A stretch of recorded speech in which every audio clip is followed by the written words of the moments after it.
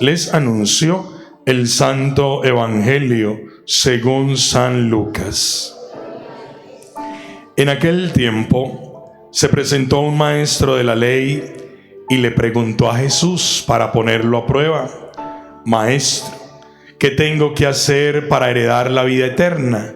Él le dijo: ¿qué está escrito en la ley?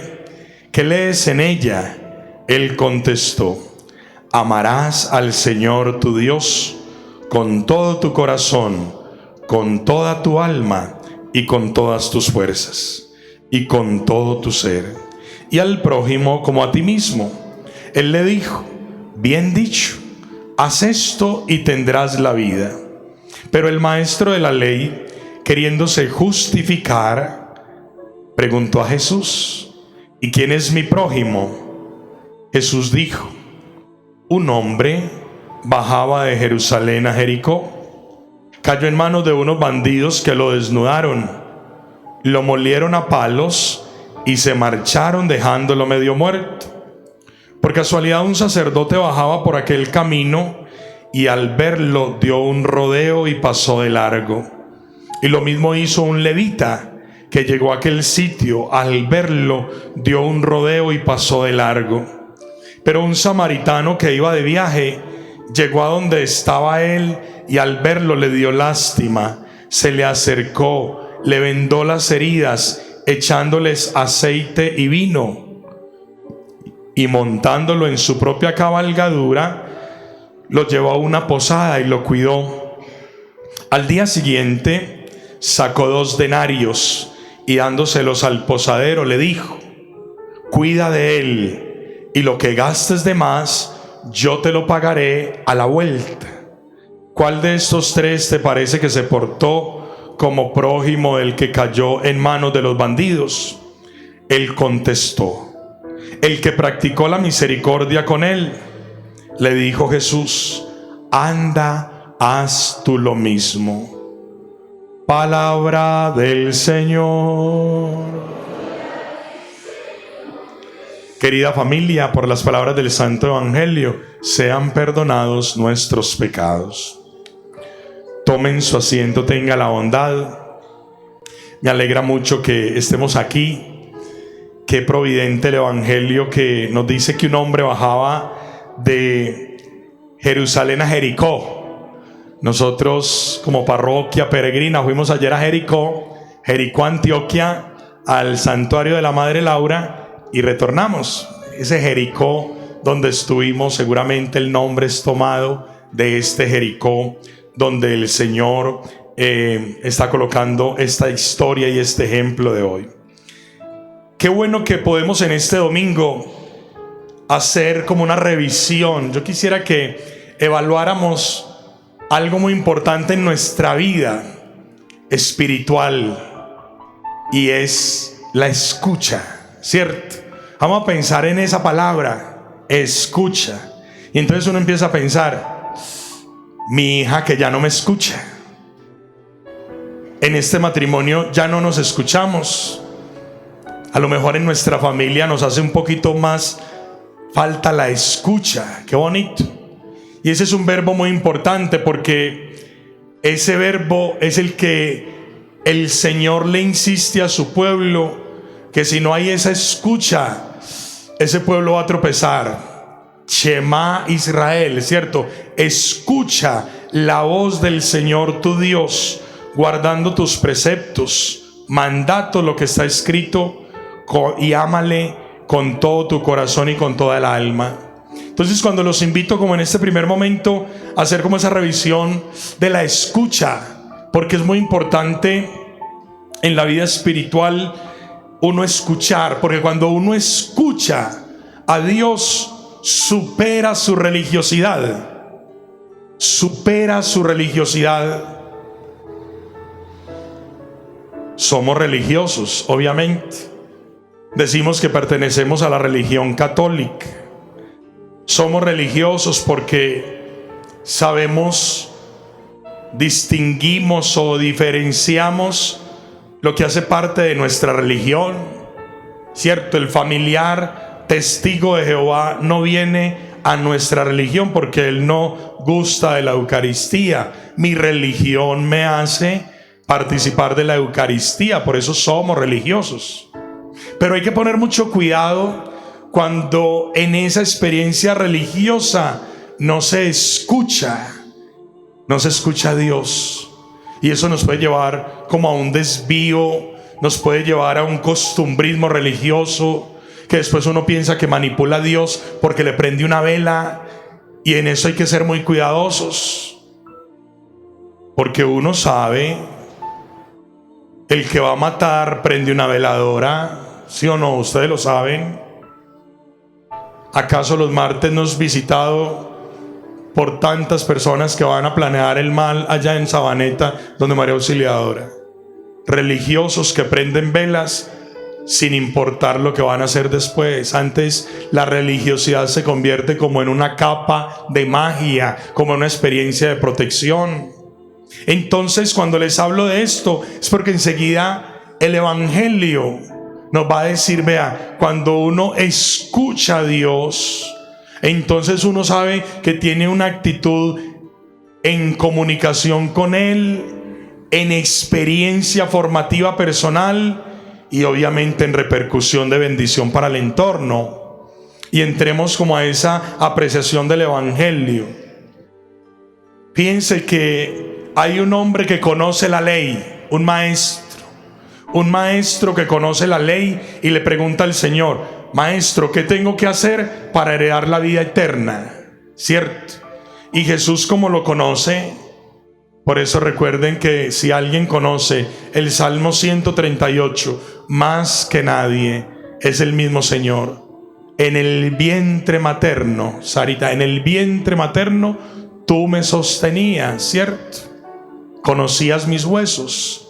Tu saber me sobrepasa. Mi Dios conoce profundamente nuestra vida. Yo llamo el Salmo 138 como la radiografía, o como que si fuera me voy a hacer una resonancia espiritual. Salmo 138. Y eso me va a servir para examinar aquella capacidad de escucha, porque si yo no estoy escuchando a Dios, por eso vivo en sordera, y eso me está trayendo grandes consecuencias. Este maestro de la ley, querida familia, se conoce la ley al derecho y al revés. Como ese amigo evangélico que uno le pregunta: hermanos, ¿qué estoy? No, como dice Romanos 8, 28, 30, para los que amamos a Dios todo nos sirve para bien. Y esa persona de corte protestante memoriza la palabra. Esos maestros de la ley también, el católico también tiene que tener la palabra y la tenemos que memorizar, porque nos tiene que servir como remedio en momentos de necesidad y de batalla espiritual. Esa memoria no puede ser propiedad particular no, también es nuestra. Y entonces este maestro se sabe la ley y le pregunta al Señor: si yo quiero ganarme la vida eterna, ¿qué tengo que hacer? Y el Señor le dice: usted sabe, porque usted conoce la ley. ¿Qué dice en la ley? Y dice: amarás al Señor tu Dios con todo tu corazón y con toda tu alma y con todas tus fuerzas y con todo tu ser. ¿Eso qué significa? El corazón, ¿qué es? Todo el corazón, ¿cierto? Todo el corazón. Esto es corazón para el judío. Con toda el alma, con lo que adentro me muevo a decirle a mi Dios: aquí en el centro de mi ser estás tú. Con todas las fuerzas. El alma y el corazón tienen fuerza y se expresan, se manifiestan. Y con todo el ser, es decir, con todo lo que soy. Entonces Jesús le dice: oiga, usted ha respondido muy bien, se conoce la ley, lo felicito. Pero en la vida no se trata de saber las cosas solo de memoria, solo por mostrar que me lo sé, sino que hay que trascender. Y fíjense lo que pasa. Este hombre quiere aparentar delante del Señor algo. ¿Qué quiere aparentar? Él le dice el Evangelio, queriendo justificarse, preguntó a Jesús: ¿y quién es mi prójimo? Es decir, ¿quién es mi hermano? ¿Quién es mi inmediato? ¿Quién es la persona que inmediatamente se bendice con mi ser y con mi obrar? Si yo amo a Dios, ¿dónde estoy poniendo ese amor que recibo y que le doy a Dios, ¿dónde lo aterrizo? El hombre le pregunta: ¿quién es mi prójimo? Y la respuesta fue esta, la historia que ustedes acabaron de escuchar. Vamos a encontrar en esa historia sordera. ¿Por qué? Porque fíjense, el Señor empieza diciendo que un hombre bajaba de Jerusalén a Jericó y cayó en manos de bandidos. Lo molieron a palos, lo dejaron casi medio muerto después de haberle robado todo, ¿cierto? Le dieron duro, lo dejaron medio muerto. Pero resulta que pasaba un sacerdote por aquel camino y al verlo dio un rodeo y pasó de largo. Qué belleza, ¿no?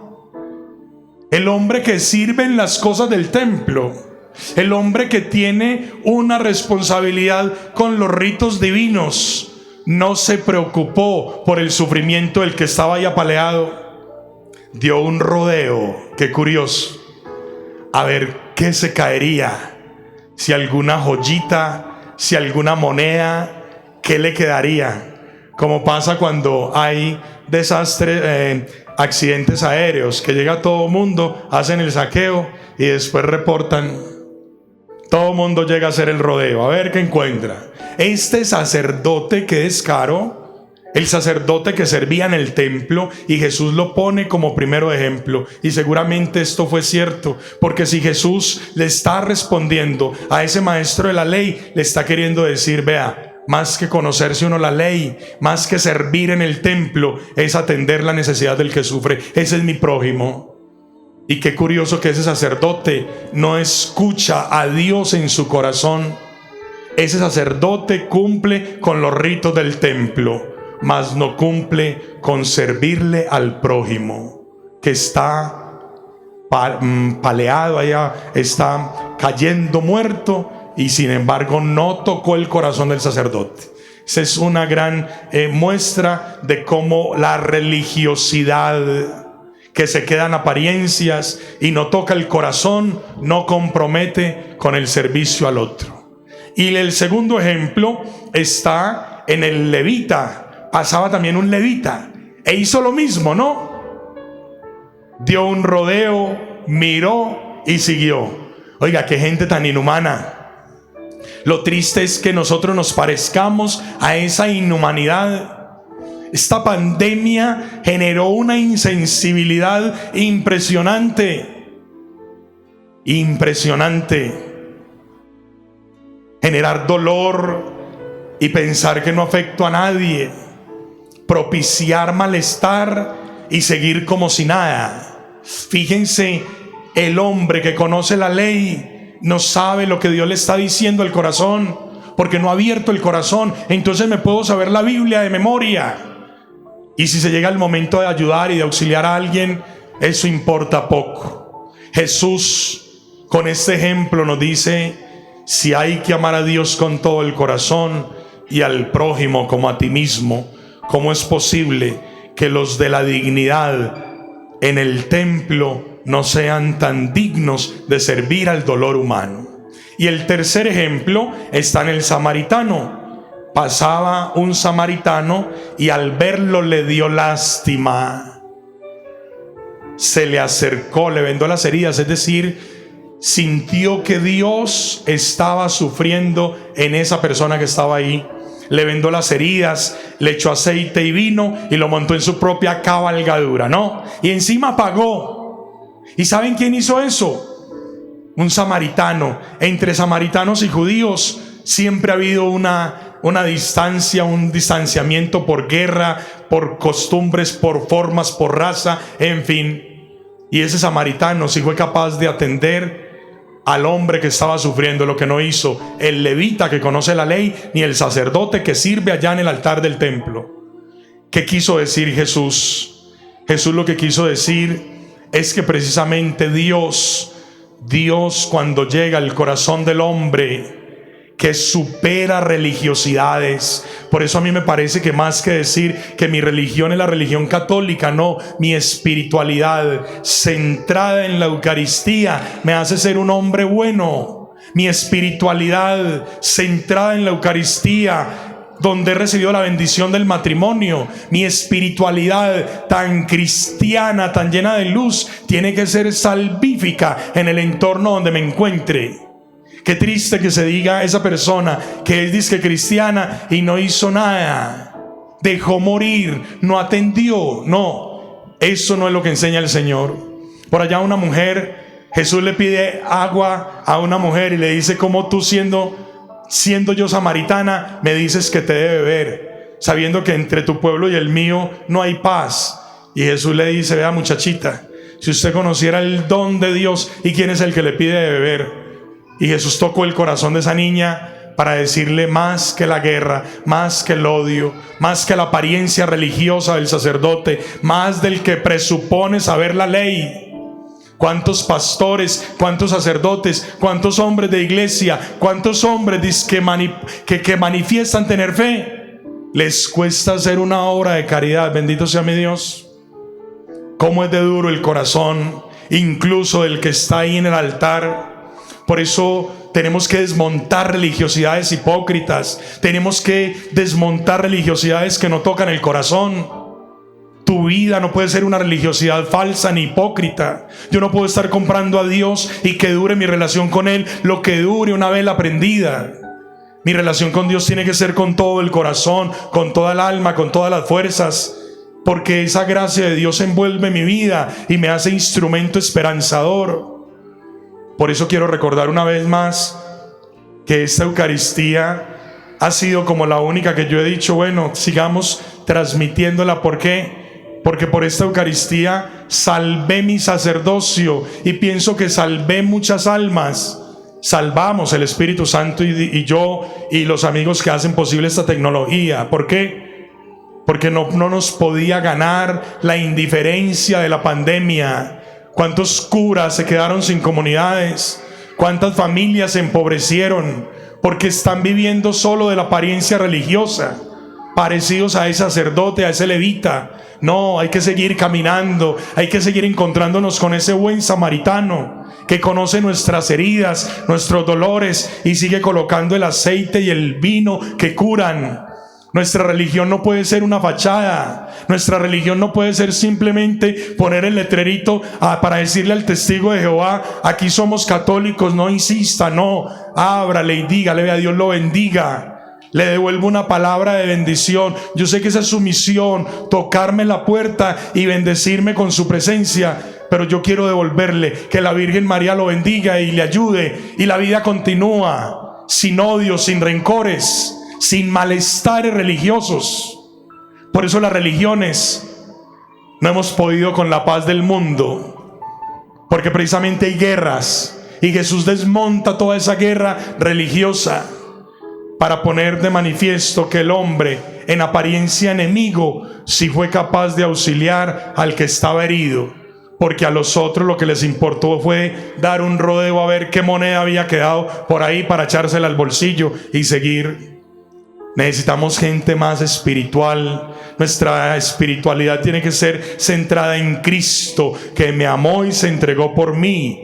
Y esa presencia de Cristo tiene que darle dignidad a nuestra religión para que se note, como dice la palabra: mirad cómo se aman.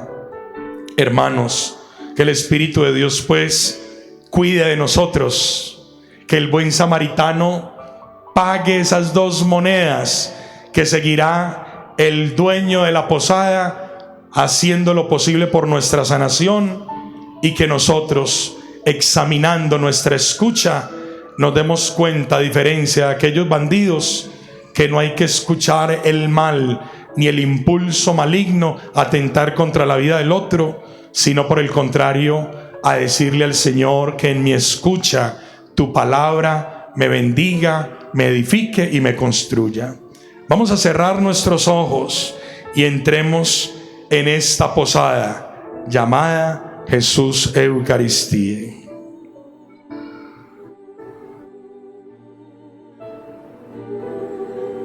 Amado Jesús,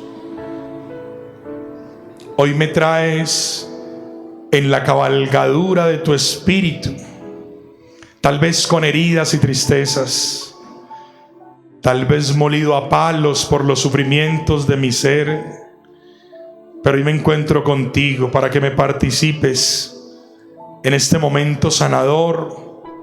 Te quiero entregar este proyecto de vida llamado matrimonio, bendecido en familia. Vuélvenos la escucha de tu espíritu. Aleja toda sordera que nos implique estar sumergidos en experiencias de tristeza y de maldad. Gracias por este momento, Jesús. Gracias por esta mi familia parroquial, por todas las personas que de manera virtual se suman a esta Eucaristía, para que propicies en ellos la sanidad, la luz de tu Espíritu. Gracias porque das Espíritu Santo a nuestra vida de fe y vamos avanzando de una religiosidad de costumbres a una experiencia espiritual con Cristo que nos identifica más con Él. Sé el buen samaritano que hoy bendices y sanas mi vida. Amén. Hermanos, ustedes creen en Dios Padre, creador del cielo y de la tierra.